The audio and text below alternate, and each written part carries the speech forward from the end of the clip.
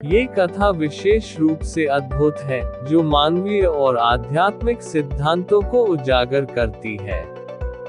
भीम के अहंकार की पराजय और हनुमान जी के प्रकट रूप की उत्पत्ति के माध्यम से हमें ये शिक्षा मिलती है कि अहंकार और भौतिक धन का प्राप्ति अत्यंत अस्थायी होता है, जबकि आत्मिक आनंद और ईश्वरीय सानिध्य स्थायी है। धर्म और सेवा के माध्यम से हम वास्तविक संतोष और परमानंद का अनुभव कर सकते हैं।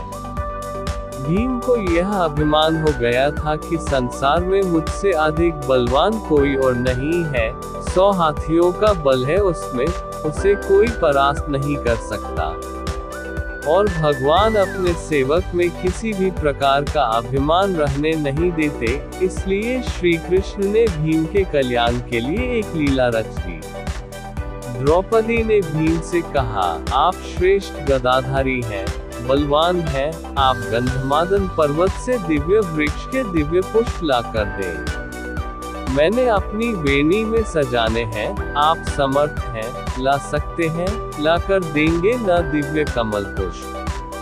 भीम द्रौपदी के आग्रह को टाल नहीं सके, गदा उठाए और गंधमादन पर्वत की ओर चल पड़े, मदमस्त हाथी की तरह, किसी तनाव से मुक्त, निडर।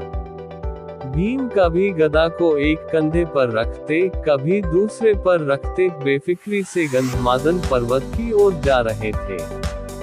सोच रहे थे, अब पहुंचा कि तब पहुंचा, दिव्य पुष्प लाकर द्रौपदी को दूंगा, वह प्रसन्न हो जाएगी। लेकिन अचानक उनके बढ़ते कदम रुक गए। देखा, एक वृद्ध लाचार और कमजोर वानर मार्ग के एक बड़े पत्थर पर बैठा है, उसने अपनी पूंछ आगे के उस पत्थर तक बिछा रखी है, जिससे रास्ता रुक गया है, पूंछ हटे बिना आगे नहीं बढ़ा जा सकता।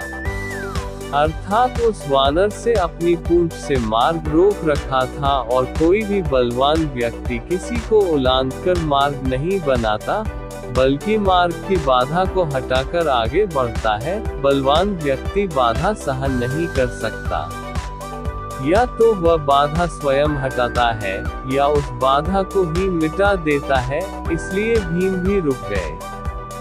जब मद, अहंकार और शक्ति बढ़ जाती है तो आदमी अपने आप को आकाश को छूता हुआ समझता है, वह किसी को खातिर में नहीं लाता।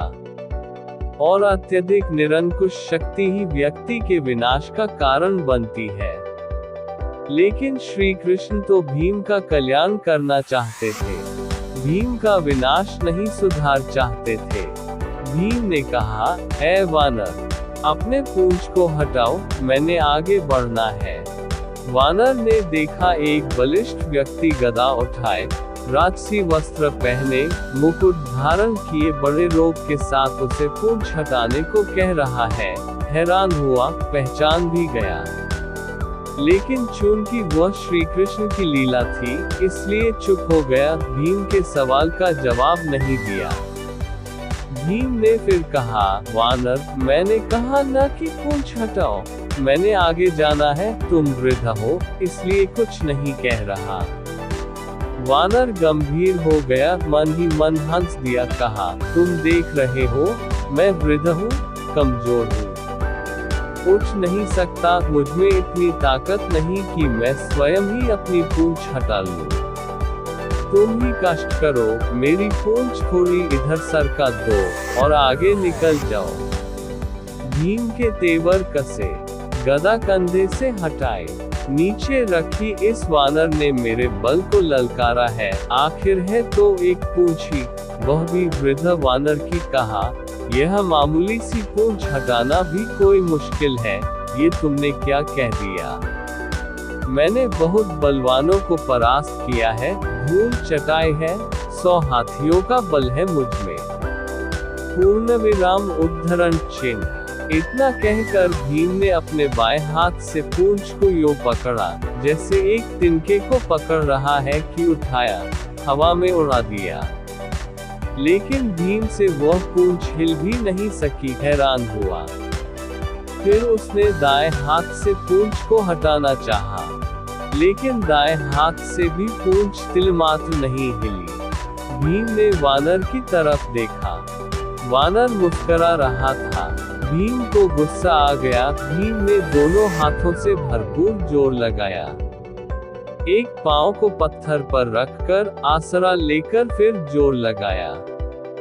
2-3 बार, लेकिन हर बार भीम हताश हुआ। जिस पूंछ को भीम ने मामूली और कमजोर वानर की पूंछ समझा था, उसने उसके पसीने छुड़वा दिए थे, और भीम थककर निढाल होकर एक तरफ खड़ा हो गया। सोचने लगा, यह कोई मामूली वृद्ध वानर नहीं है, ये दिव्य व्यक्ति है और इसकी असीम शक्ति का मैं सामना नहीं कर पाऊंगा। विनम्र और झुका हुआ व्यक्ति ही कुछ पाता है, अकड़ उसे ले डूबती है, ताकत काफूर हो जाती है, और भीम वाकई वृद्ध वानर के सामने कमजोर लगने लगा। मद और अहंकार काफूर हो गया, और जब मद और अहंकार मिटता है, तभी भगवान की कृपा होती है। भीम ने कहा, मैं आपको पहचान नहीं सका। जिसकी पूंछ को मैं उठा नहीं सका, वह कोई मामूली वानर नहीं हो सकता। मुझे क्षमा करें, कृपया अपना परिचय दे। वानर उठ खड़ा हुआ, आगे बढ़ा और भीम को गले लगा लिया। कहा, भीम, मैं तुम्हें पहचान गया था, तुम वायुपुत्र हो। मैं पवन पुत्र हनुमान हूँ, श्री राम का सेवक। श्री राम का सेवक होने के सिवा मेरी कोई पहचान नहीं, और उन्हीं के आदेश पर मैं इस मार्ग पर लेटा हूँ, ताकि तुम्हें तुम्हारी असलियत बता दूँ। रिश्ते से मैं तुम्हारा बड़ा भाई हूँ, और इसीलिए बड़े भाई का कर्तव्य निभाते हुए प्रभु के आशीर्वाद से तुम्हें याद दिला रहा हूँ। शक्ति का, ताकत का अभिमान न करो, क्योंकि यह ताकत और बल तुम्हारा नहीं, भगवान ने ही इसे दिया है। ये शरीर भी तो परमात्मा ने दिया है, और जो चीज परमात्मा की है, वह किसी और की कैसे हो सकती है। इसलिए जो जिसने दिया है, उसके लिए उसी का धन्यवाद करना चाहिए। परमात्मा की शक्ति के अलावा किसी की क्या शक्ति हो सकती। भीम की आंखें खुली। त्रेता युग की श्री राम और हनुमान जी की वीर गाथाएं याद आ गईं। प्रेम से, श्रद्धा से भीम की आंखें भी खुल गईं, और भावों के इसी प्रवाह में भीम ने हनुमान जी को समुद्र लांघने के समय पर धारण किए गए विशाल रूप का दर्शन कराने का अनुरोध कर दिया। और हनुमान जी ने श्री राम की कृपा से अपना आकार वैसा ही बढ़ाया जैसा उन्होंने 100 योजन समुद्र लांघने के समय धारण किया था। ये देख भीम हैरान रह गया।